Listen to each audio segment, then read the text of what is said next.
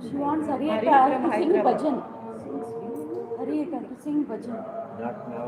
Okay. ഒരു പാടുക.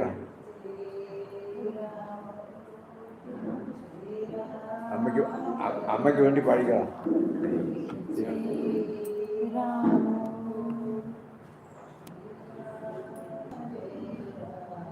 One bhajan will be there.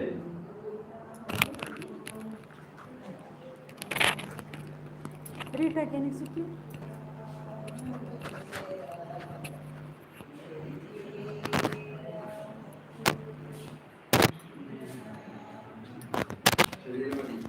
ചെറിയത് മതിയല്ലോ.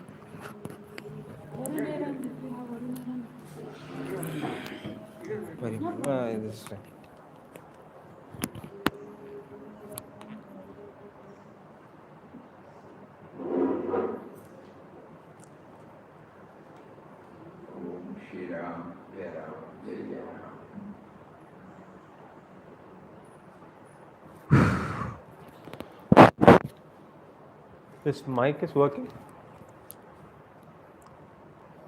Om Shri Ram, Jai Ram, Jai Jai Ram. നീ എന്ന ഗാനത്തെ പാടുവാനുള്ളൊരു പാഴ്മുളം തണ്ടല്ലയോ ഞാൻ, പാഴ്മുളം തണ്ടല്ലയോ. നീ എന്ന നാമത്തെ മർമരം ചെയ്യുന്നൊരാലില തുണ്ടല്ലയോ ഞാൻ, ആലിലത്തുണ്ടല്ലയോ. നിന്റെ കാൽപാദത്തിൽ ഓർമ്മയിൽ മാത്രമാണെൻ്റെ ഈ ജന്മസഞ്ചാരം. എൻ്റെ ജീവാണുവിലോരോന്നിലും സദാ നീ ഒരാൾ ഗുരുവായൂരപ്പ, നീ ഒരാൾ ഗുരുവായൂരപ്പ. നീ എന്ന ഗാനത്തെ പാടുവാനുള്ളൊരു പാഴ്മുളം തണ്ടല്ലയോ ഞാൻ, പാഴ്മുളം തണ്ടല്ലയോ. ഉണരുമ്പോഴാദ്യമെൻ കണ്ണിലേക്കെത്തുന്ന പുലരിയാണഞ്ജനവർണ്ണൻ. ഉണ്ണുന്നോരന്നത്തിനോരോ മണിയിലും ഉണ്ടവൻ നന്ദകിശോരൻ. ഞാനറിയാതെൻ്റെ നാവിലെ നാദമായി കൂടെ ഇന്നോളം മുകുന്ദൻ. നിദ്ര വരാത്തൊരു പാതിരാവിൽ വന്നു തട്ടിയുറക്കുന്ന തോഴൻ. നീ എന്ന ഗാനത്തെ പാടുവാനുള്ളൊരു പാഴ്മുളം തണ്ടല്ലയോ ഞാൻ, പാഴ്മുളം തണ്ടല്ലയോ. ഉരുകുന്ന നേരം പൊഴിക്കുന്ന കണ്ണിലെ ചുടുമിഴി നീരിലും കണ്ണൻ. വനമാല വനമാലര വനമലര വനമാല മലരായി ഞാൻ ചിരിക്കാനുള്ള വഴികേയിടും ഗോപബാലൻ. ഗുരുവെന്ന ഭാവമില്ലാതെന്നോടെപ്പോഴും ശരിയോതിടുന്ന ഗോവിന്ദൻ മരണത്തിലും വന്നു മുറുകെ പിടിക്കുന്ന പരമേക ബന്ധു ശ്രീകാന്തൻ നീ എന്ന ഗാനത്തെ പാടുവാനുള്ളൊരു പാഴ്മുളം തണ്ടല്ലയോ ഞാൻ, പാഴ്മുളം തണ്ടല്ലയോ. നീ എന്ന നാമത്തെ മർമരം ചെയ്യുന്നൊരാലില തുണ്ടല്ലയോ ഞാൻ, ആലിലത്തുണ്ടല്ലയോ ഞാൻ, ആലിലത്തുണ്ടല്ലയോ ഞാൻ, ആലിലത്തുണ്ടല്ലയോ.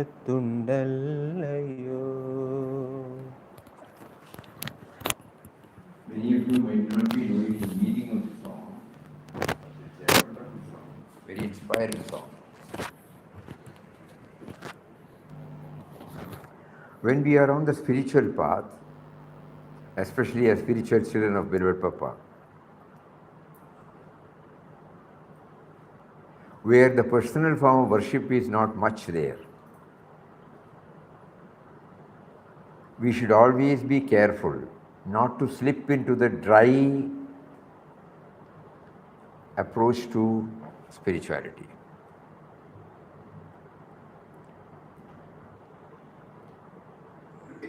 Papa was bringing a harmonious blend of both Bhakti and jnana. So even while we try to realize his presence within,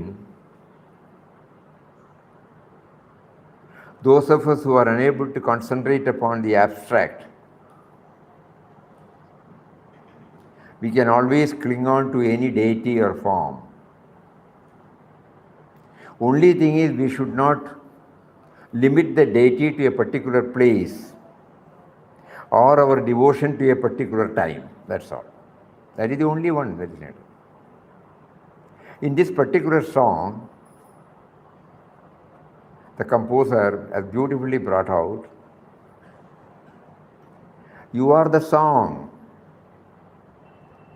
and I am only the, what do you call that, flute, a piece of bamboo through which it is rendered. You are the song.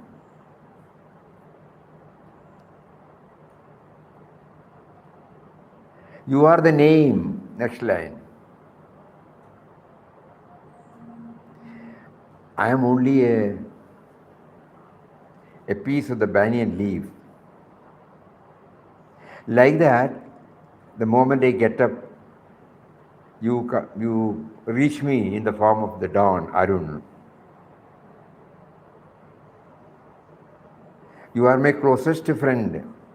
You are my teacher without imposing any without bossing. Like that, the whole thing, it develops a feeling in us. He is there, how kind, how loving he is. So the dryness will not be felt.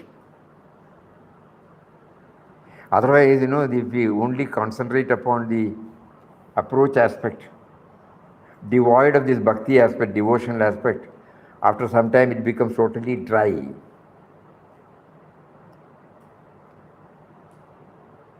That is why Puja Mataji, when they started this ashram, they inserted this Bhajan, 10:30 to 11:30 Bhajan.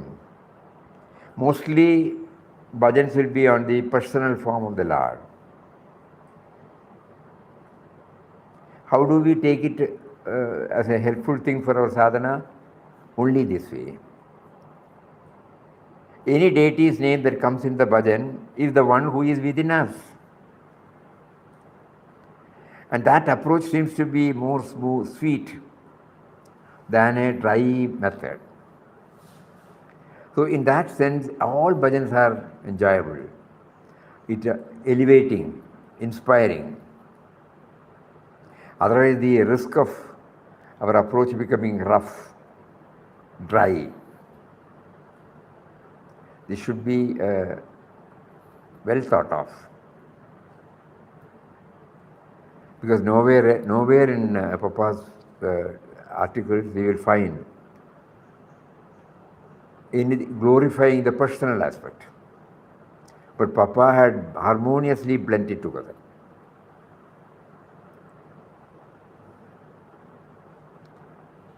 He always maintains that Bhakti is the root, vairagya is the trunk, jnana is the flower, parabhakti is the fruit. So it starts from Bhakti. Otherwise, it will be an intellectual exercise. It will be thrilling for the intellect for some time, but it won't be sweet.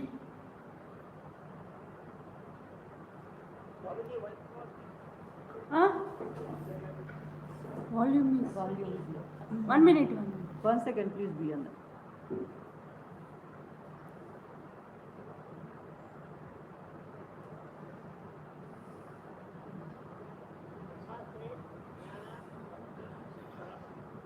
Please wait. Ah.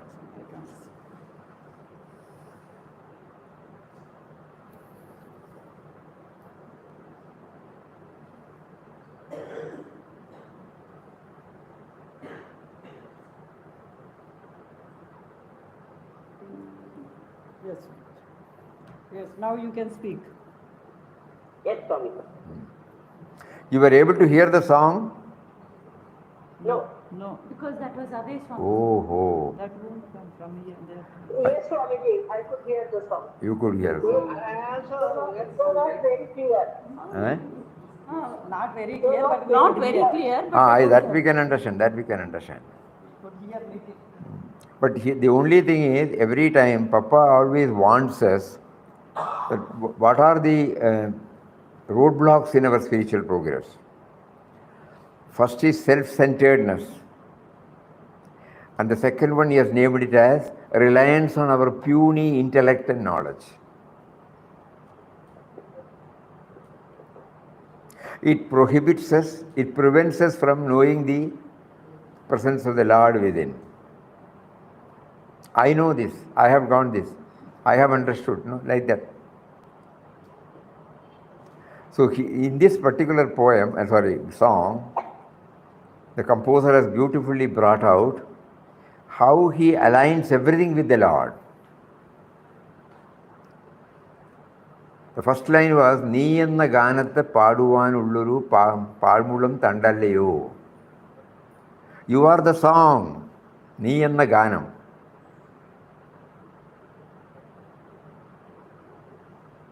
And suppose I am singing, I am only a vehicle, not even a vehicle, a bamboo piece. So this sort of assertion, every line brings out this. So that this puny nature of the intellect, or my reliance on my puny intellect or the capabilities, I suddenly realize it has been given to me by you only. So Bhakti has got the upper hand.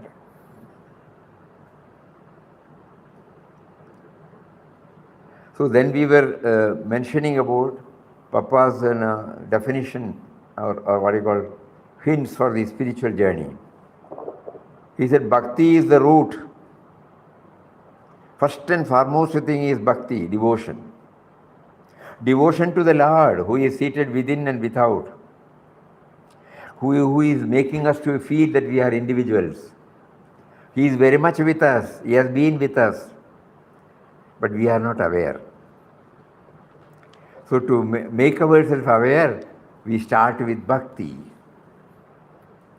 Devotion to Him, devotion to Him, devotion to Him. Then Bhakti is the root. Vairagya is the trunk. Bhakti alone will not help us.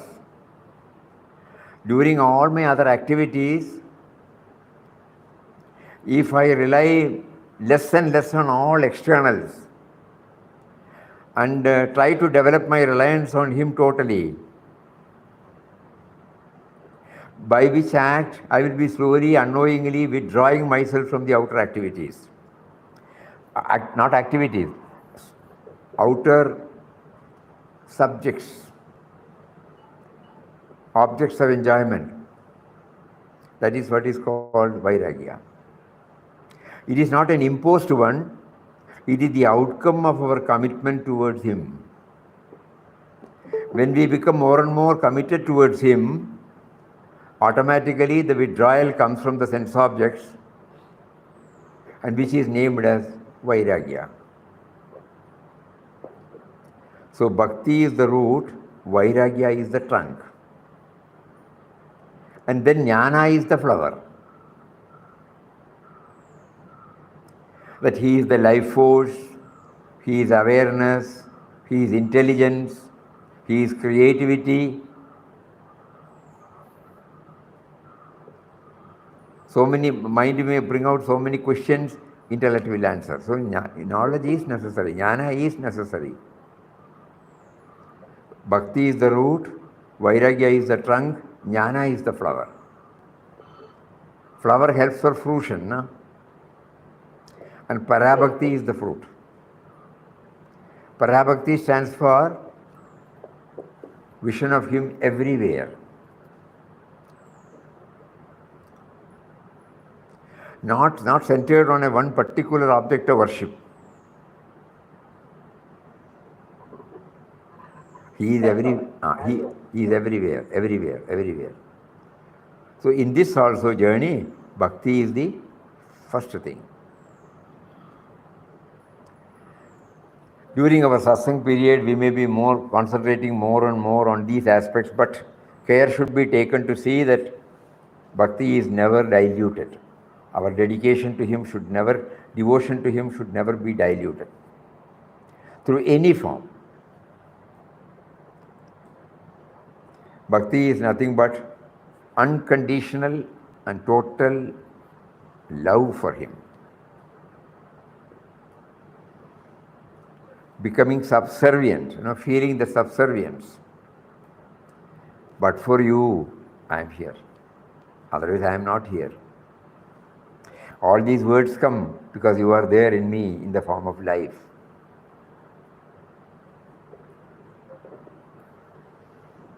So this should be, probably that is why Papa today arranged it in such a way that the session begins with a bhajan. We were also sharing, keeping this in view, Puja Mataji introduced Bhajan also. Not only introduced, during when she was in body, she was insisting that everybody should attend the Bhajan class. If somebody is not attending Bhajan, she will take him into task. When somebody starts the Bhajan, when your role is over, suppose you get up and go, Mataji will take into task.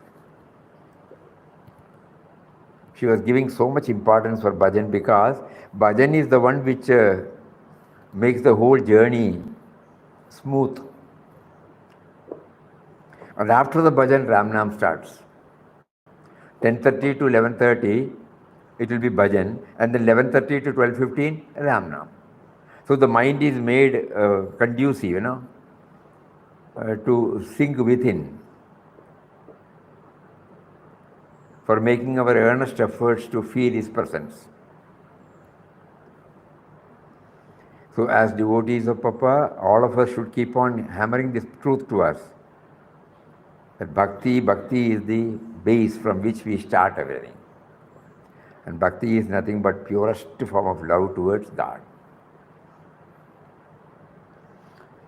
Acha, now coming back to the text, sadhana and sadhaka. There were about 7 chapters. We started with need to become a sadhaka.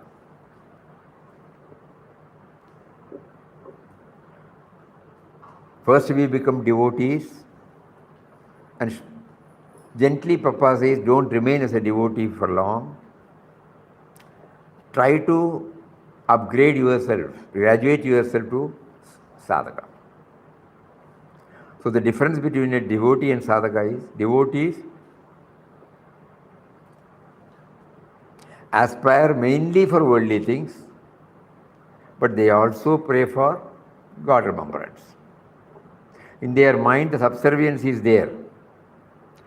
No, he is the vidhata, he is the provider, he is the facilitator, that is there.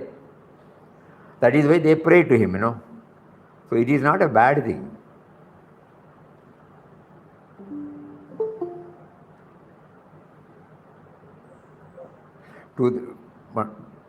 Yesterday, today, and many people were sharing to us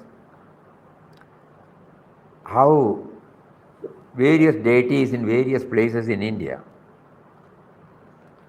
help devotees to get over their physical problem or any other problem. And according to the tradition, they go there, do something, and they get the relief. The only thing is, while this helps us to get more and more stabilized in our faith in God, unknowingly, we limit the deity to that particular place,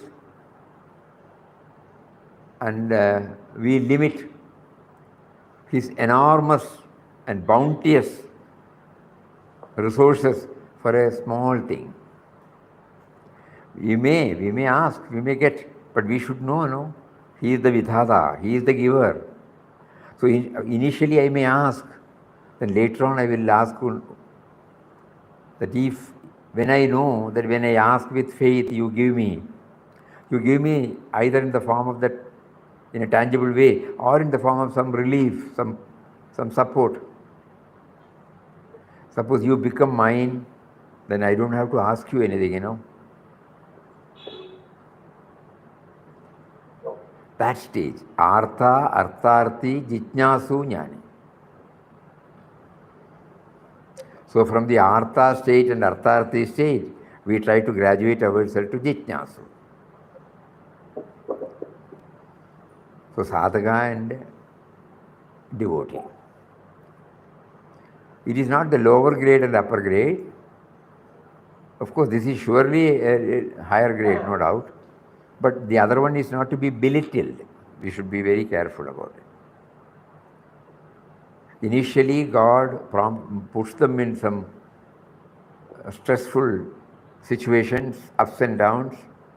They need something to hold on, some prop, to some support. And there he comes, saves them, and we develop faith in him.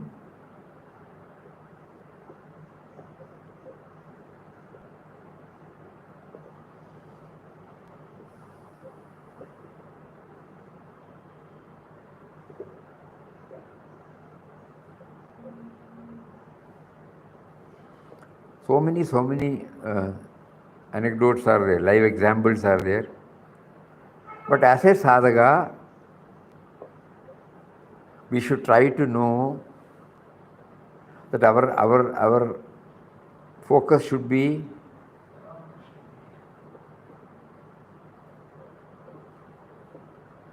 to become one with him, or to make us aware of his presence always, so that we don't have to ask anything.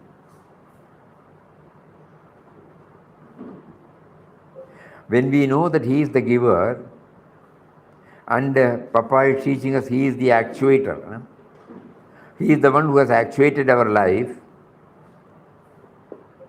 then will he not give anything what is needed for me at the appropriate time?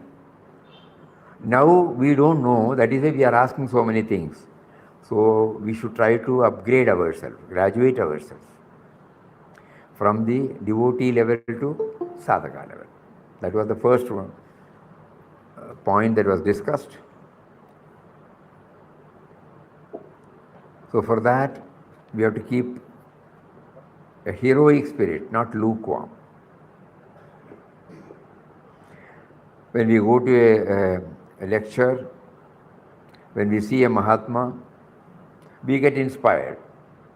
But it doesn't stay long, Slowly, when we are away from that, it gets diluted because of various preoccupations and priorities.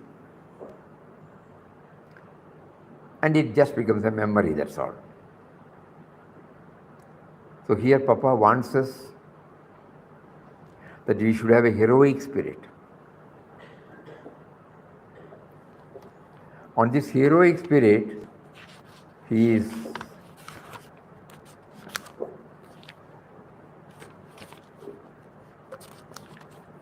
a very fiery aspect. First of all, he says, who is a sadhaka? We will go through that. The life of a sadhaka on the Godward path in a world full of temptations is not an easy one. Many souls who were seized with a sincere and earnest aspiration for God have been lured away from the quest by the desire for wealth, fame, power, and sex. Absolute purity of thought, word, and deed is the only condition for realizing the truth, which is so stupendous and sublime. So long as the mind of a sadhaka still lays its hold upon material things, so long as its roots are still firmly fixed in worldliness, so long as it depends for satisfaction on external contacts, he ought to keep a strict sentinel over his thoughts and actions and should take the utmost precaution not to swerve from the path. Sentinel, no? Keeping a watch over. Watchtower you have seen, no? Military area, when we go, there will be a watchtower. A sentry will be there. From the top, he will be watching us. So, Papa wants every one of us to become a sentinel for ourselves, not for others. How does the mind run after? Where does the mind run after? To whom the mind runs after?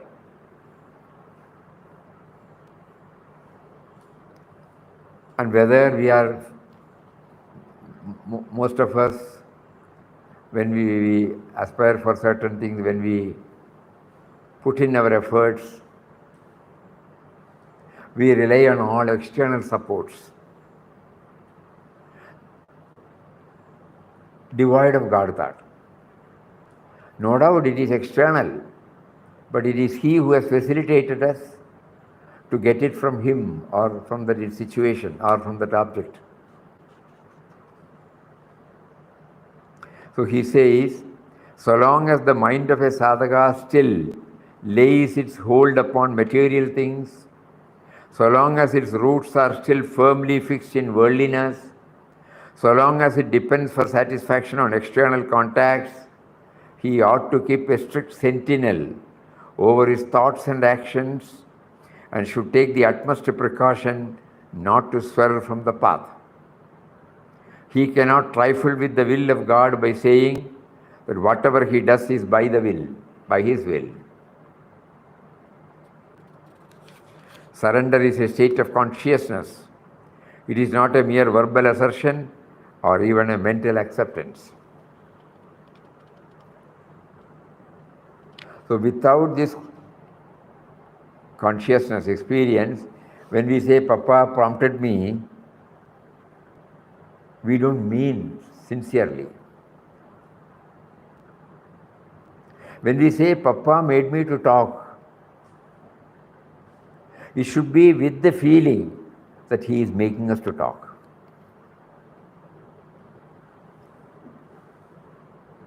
It is not that easy. Unless and until we try to keep on practicing some method by which the remembrance is there always, it is difficult. So, Papa must have seen people telling this, so he cautions us. He cannot trifle with the will of God by saying that whatever he does is by that will. To rise above all human weaknesses that seek to keep the soul tied down to its lower nature, the course is to dwell continuously on the divine through remembrance and meditation. Chanting through remembrance and meditating upon him, both should go hand in hand. This is the area where probably we have not given much We were chanting, no doubt. That is why the mind is running riot.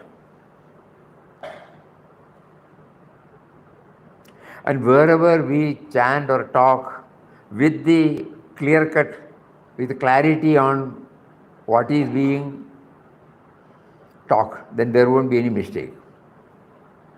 But in our case, the Nama chanting goes on outwardly, mind dwells on elsewhere.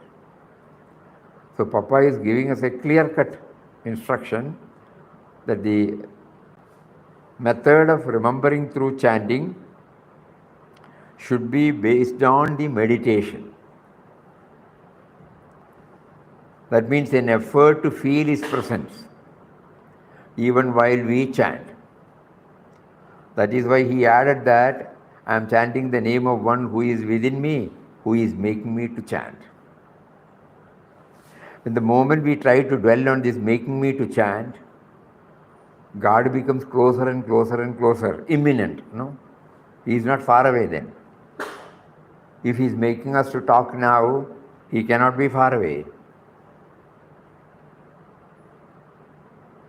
So Papa is drawing our attention on this salient aspect of sadhana. To rise above all human weaknesses that seek to keep the soul tied down to its lower nature, the course is to dwell continuously in the divine through remembrance and meditation. The first and foremost quality that manifests in a sadhaka who aspires to be a true servant of God is simplicity. Simplicity in his ways, conduct and mode of life. It is not that we are practicing simplicity, it is the outcome of the practice. Otherwise it will lead to unknowingly lead to hypocrisy. No? When our desires, when our demands, when our needs are limited, parimiti parigraham, limited possessions, automatically we will be leading a simple life. It is not that we are learning what simplicity is and trying, no, it will be a failure. The more we advance on this path, what becomes the expressive aspect of it is simplicity. And simplicity in his ways, conduct and mode of life.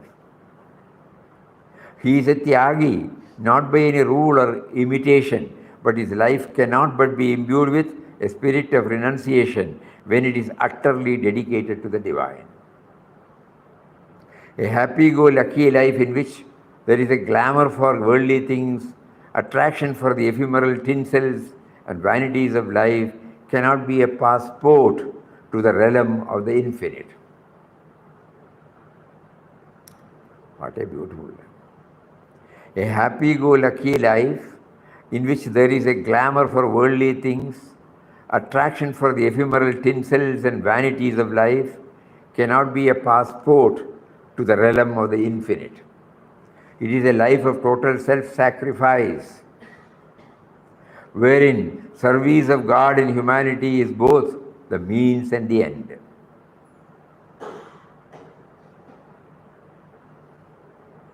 This is called self-effacement,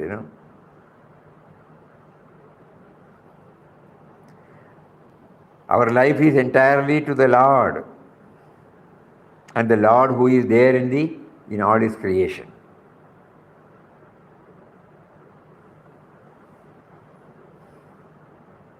This also is an outcome.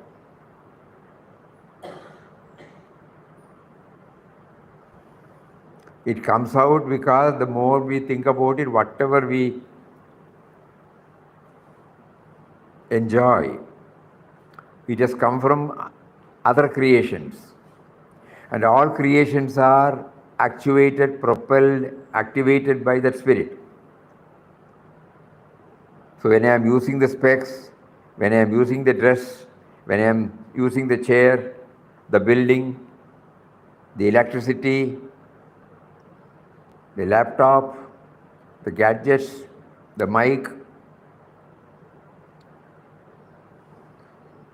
there should be a subtle effort on my part to connect myself with the great giver who has provided all these things through his various creations. Then only whatever thoughts, words and deeds that he makes us to well up in our heart becomes useful to others. So the moment we become aware that he has actuated and he is the great provider, naturally what is it that I can possess for myself? So self-effacement comes automatically. Nothing, I cannot keep anything for me. I will not keep anything for me. Because he has provided. Even to possess, I need the life,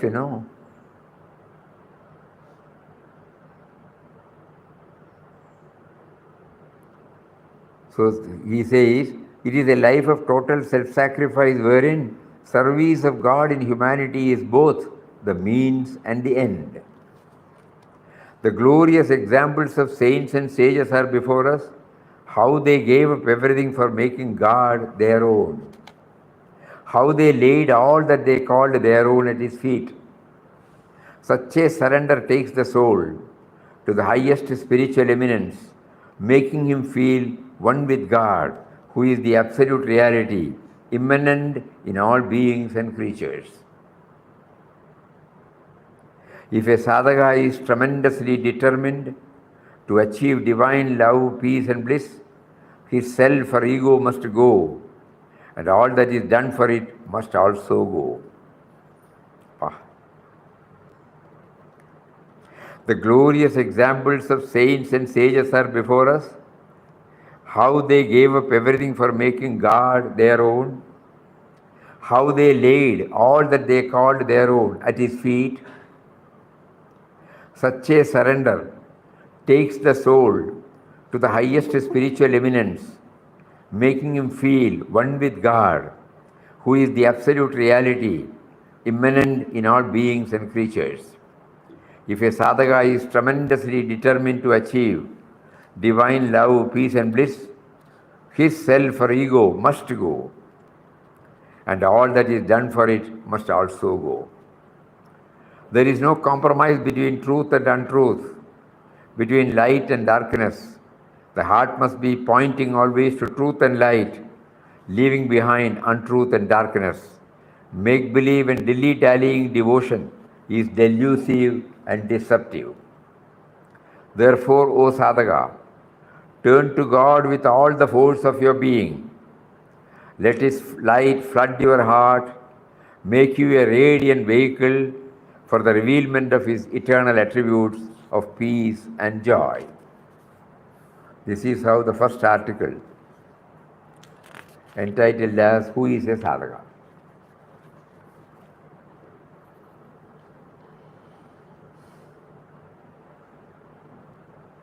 What does this article, a powerful article, touch and kindle in us?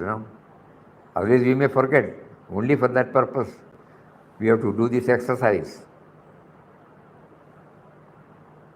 If you want it again, we will read it again. Swamiji, that I am not eligible at all. What, auntie? What does it kindle, Swamiji is asking. Yeah. And what comes to my mind is that I am not eligible at all. I am not anywhere near. Not anywhere near. No. Not anywhere near you can say, not eligible you cannot say. If we are not eligible, we will not be prompted to hear all these things. Yes, Swamiji. Eligibility is Entrance exam. Yes. Yes. Yeah. So we are all eligible. Swamiji, today only I received a message saying that surrendering the intellect is the supreme thing. The intellect that I do, Surrendering the I. intellect Yeah. is the supreme thing. It's See, from this has to be very, Bhagavad Gita, yeah. ninth chapter. Yeah.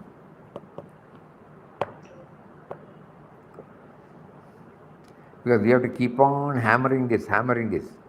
Because when we are doing in our Vyavaharik world, it is the intellect that is supreme, no doubt about it. That is the best guide. Papa used to say, reason must help us. But at the same time, a sadhaka should know, intellect has been given to us to effectively and successfully conduct the affairs which he wants us to route it through us. But to know him and to become aware of the truth that he himself has given the intellect will not do that. For a sadhaka, what should be and what should not be has been clearly noted here. Ah. Once more, but clear explanation is needed from it. Don't belittle the importance of intellect. Yes. We are one. Intellect has been given to us, and the more it becomes sharp, the more it becomes centered, we will be able to deliver the best service. Then we should know the intelligence has been given to us through the intellect to work out his will through us. But if we become not aware that he has given us this, then the whole trouble starts.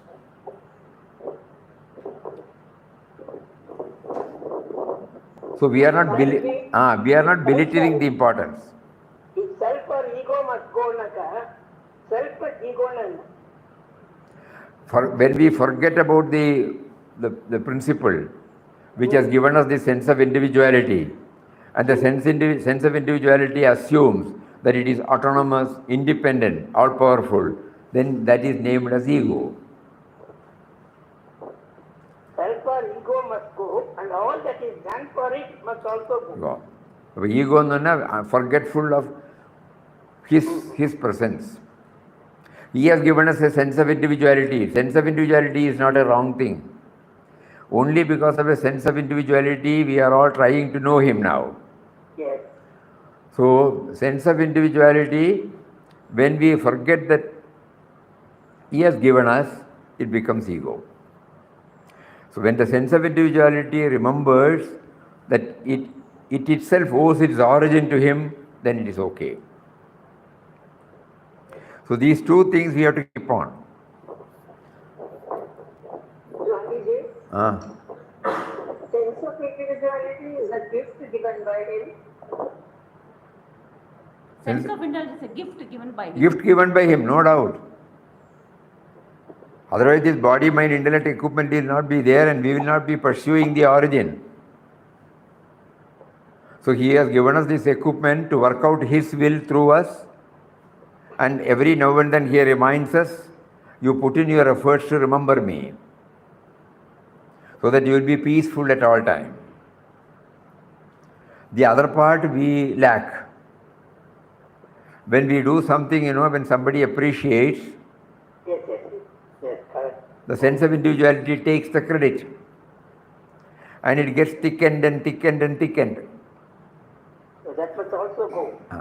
So we now realize the moment, Puja Swamiji used word, that's a very striking word. It came out just in the Bhajan hall in one of his talks. As is my wont, I pass it on to him. Yes. When somebody says that you have done this, you are this, he says, as is my wont, as is my practice, I pass it on to him, So every moment we should be able to do that. And Swamiji also says, when somebody says, you are this, you are that, I take it as a test, meted out by him. Are you taking the credit or are you passing it on to the original provider?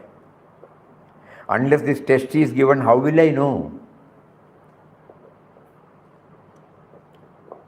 So this should be very, very clear. Sense of individuality has to always remember that it owes its origin to that power. When it acts independent of all these things, it is called the ego, which will take us away from him. That is why the other day Puja Mataji, always start talking about the third person, not the first person. In one of her satsang, she said in a simple word, no? The whole spiritual sadhana has been brought out in a simple word. Try to start transform from first person. transform from the first person to the Second person. All that you say, do and think, transform from first person to second person. instead of I am doing, I am talking, I should know the second person. You are doing it. I is the first person, you are the second person. So Lord is there. So Mataji has completely, that one word, that will keep us on a check. When any word, thought, word or deed arises, and when I keep on dwelling on it with totally oblivious of God's role in it, immediately Mataji's words, hey, what are you doing? Have you transformed? Have you passed it on to the originator? That is what is called transform every thought, word and action from first person to second person. So the first person is there. Then only the transformation can take place. So we are valid, we are not irrelevant. Only thing is this fine-tuning should go on. Since we have not practiced this right from our beginning, and we have defined for ourselves that remembering God at a particular period, in a particular place, in our puja room, when I go to temple, when I go to ashram, I remember I have some experience. No, that is not enough. That is the first stage, a preliminary stage.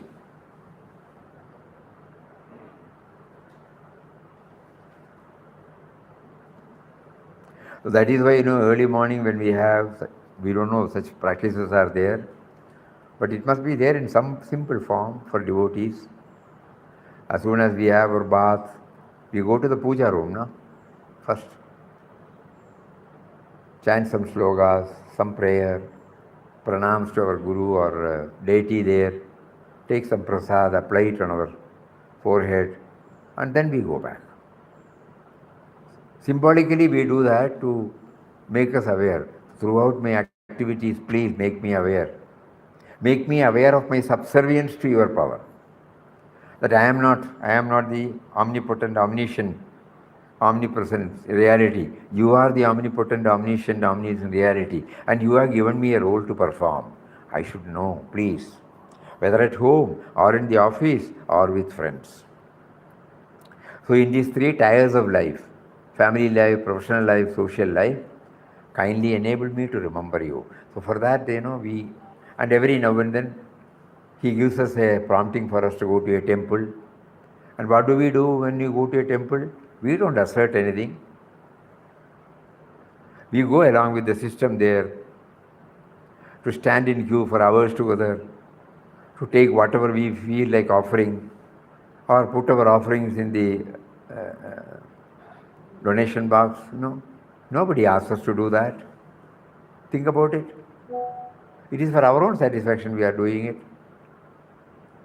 When we go to ashram, we meet a Mahatma, we spend some time, a relative happiness wells up in our heart.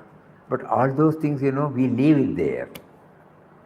So the second stage is, first stage is all these things are valid. The second stage is, I must take them with me always.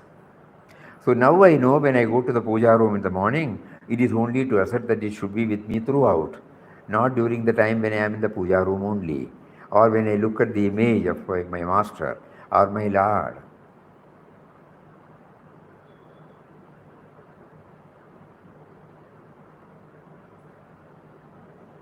This is a very important thing, very important.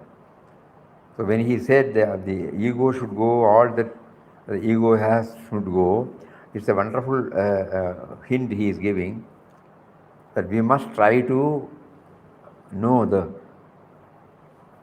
role played by the ego. At the same time, if we by ego we mean the sense of individuality, we are not condemning it, we are not belittling its significance. It is significant, it is valid. The only thing is, it should become aware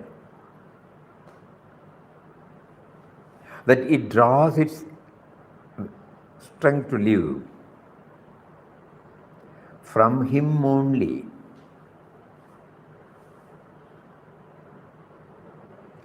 The word sentinel, no? Whenever we go off the line, it pulls us back to put us on the rail. Strict sentinel. Beautiful. A beautiful word, sentinel. The moment we hear, our mind goes to the watchtower. That sentry will be always alert, Whenever you cross any boundary that is not meant for you to step in, he will immediately prevent you from doing it. He will give the signal to that particular person and then ensure that there is no trespass.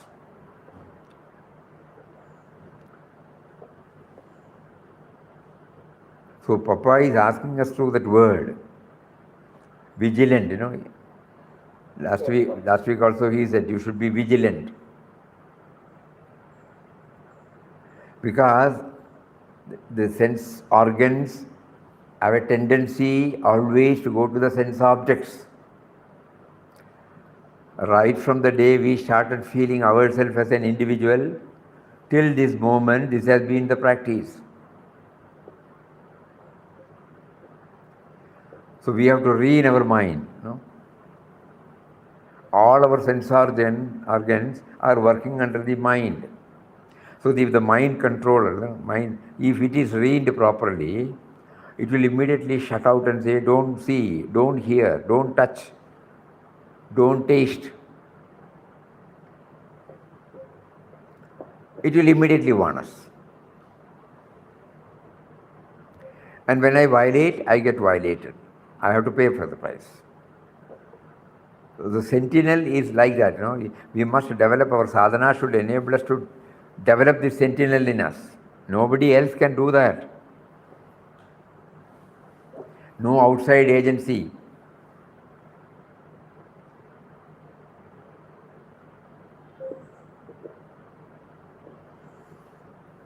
To keep a watch over things. So it's a beautiful word, sentinel. While we read, not that we remember all the words. One or two words, that is enough. That is the purpose of using so many. Papa is himself the sentry guard. So we don't even have to be alert. He just puts the brake the right proper time. Papa himself is the sentinel. Yeah. He ought to keep a strict sentinel over his thoughts and actions, and should take the utmost precaution not to swerve from the path. Even in Vyavahara, suppose too many activities we take up, we will never be efficient. If we don't take one at a time, our degree of concentration will not be on that, naturally, If when the teacher takes the class, if my mind goes here and there, I will not be able to grasp, assimilate, absorb the teachings. So the utmost concentration, focusing, everything is necessary. That is possible only when the mind itself turns as a sentinel and warns us whenever it goes off the line.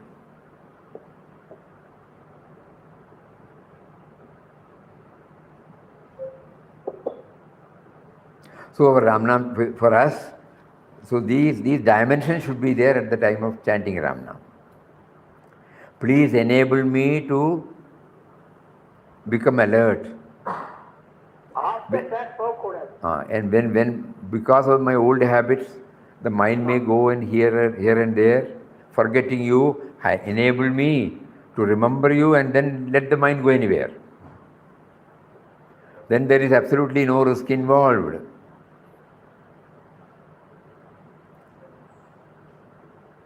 When somebody was complaining to Papa that when they start chanting the name, the mind goes here and there and they feel upset. And Papa says, okay, let it go. Where does it go? When God is there everywhere, even the so-called objects or persons or situation where the mind goes out is also actuated by God only. So when the moment you become aware that it is God's realm, then you are saved. At that time we were not very clear about how it can be. You are sitting with closed eyes, you are chanting the name, you are trying to hear Him. After a few minutes, the mind suddenly goes to something else.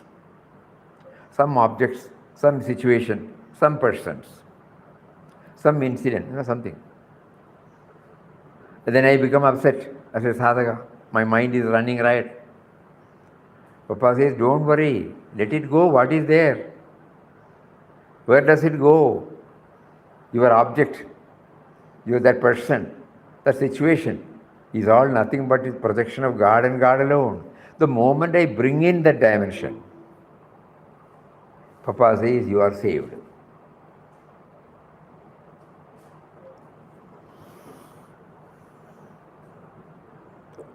We remember one more thing, many a time we have shared here. After 8, 9 or 10 months of his yatra, as chronicled in Quest of God, when he came back to Panchapandava Hill, and when he was sitting,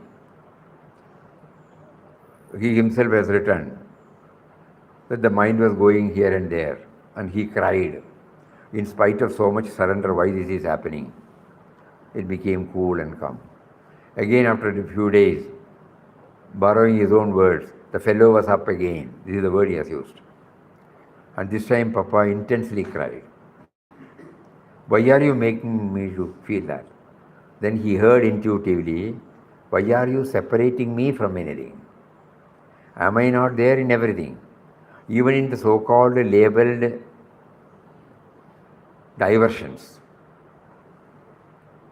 So then Papa says, we cannot destroy the thought, we can only transform the thought. That it is also God's. From the other to the God dimension. Then it becomes very clear.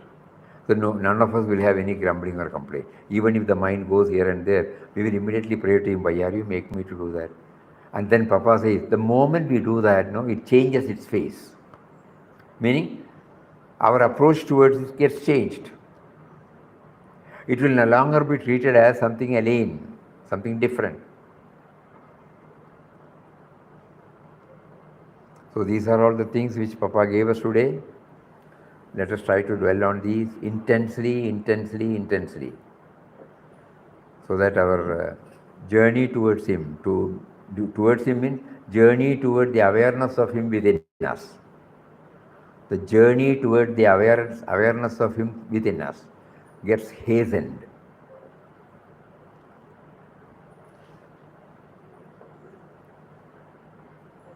And we bring the dimension while we take to chanting of Ram Nam. That's why he said, you are making me to chant, Even the very act of chanting is propelled by Him. That we become aware while the chanting goes on. So that the impact will remain with us even after the chanting gets stopped. So let all these things well up. More on this tomorrow. Hari Om. Om Shri Ram, Jai Ram, Jai Jai Ram. Om Shri Ram, Jai Ram, Jai Jai Ram. Om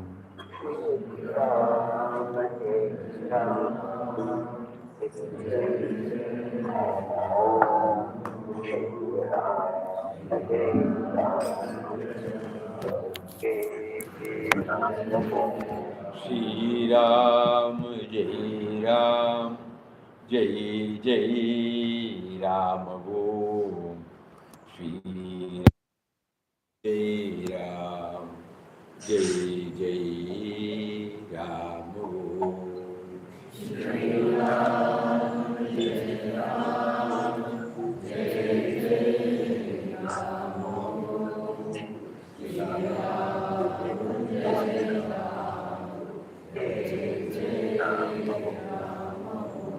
Shri Ram, Jai Ram,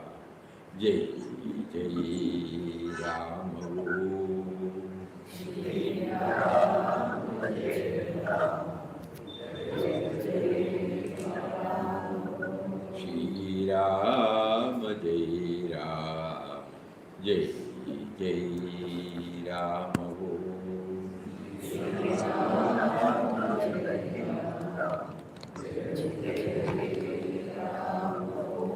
Shri Ram, Jai Ram, Jai Jai Ram.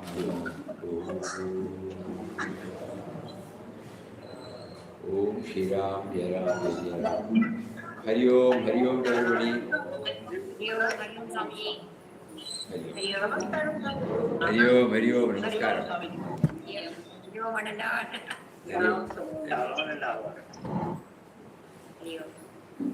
Hari Om.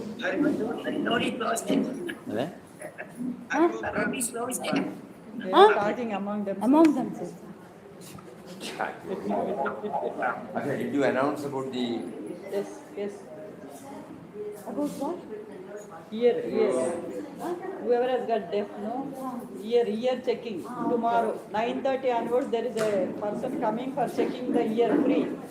So you can check up.